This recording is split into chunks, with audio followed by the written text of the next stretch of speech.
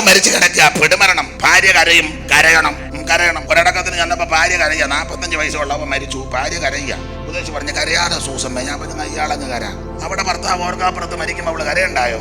പ്രത്യാശയില്ലാത്തവരെ പോലെ കരയരുത്, കരയണം. തെളിവ്, യേശു കരഞ്ഞല്ലോ. തനിക്ക് പ്രിയനായവൻ മരിച്ചപ്പോൾ കർത്താവ് മാതൃകയുണ്ട്. അപ്പൊ ചിലപ്പോ ഈ യൗവനത്തിൽ മരിക്കുമ്പോ ഭാര്യ ചിലപ്പോ കരഞ്ഞ് ദുഃഖം കൊണ്ടാ.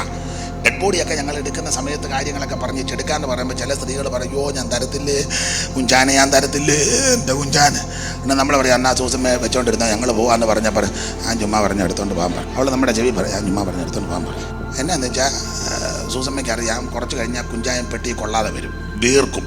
കാരണം ഈ ശരീരം പൂതിഗന്ധം ഉണ്ടാക്കുന്നതാണ്. പെട്ടിക്കകത്ത് തികയാതെ വരും, വീർക്കും, നാറും, ദുർഗന്ധം വമിക്കും. തരത്തിലെന്ന് പറഞ്ഞ സൂസി പറയും അല്ലും വന്നെടുത്തോണ്ട് പോവോ എന്ന് പറയും. അതിൻ്റെ കാരണം കുറ്റമല്ല, തെറ്റല്ല, ഇത് ദുർഗന്ധം ഉണ്ടാക്കുന്നതാണ്.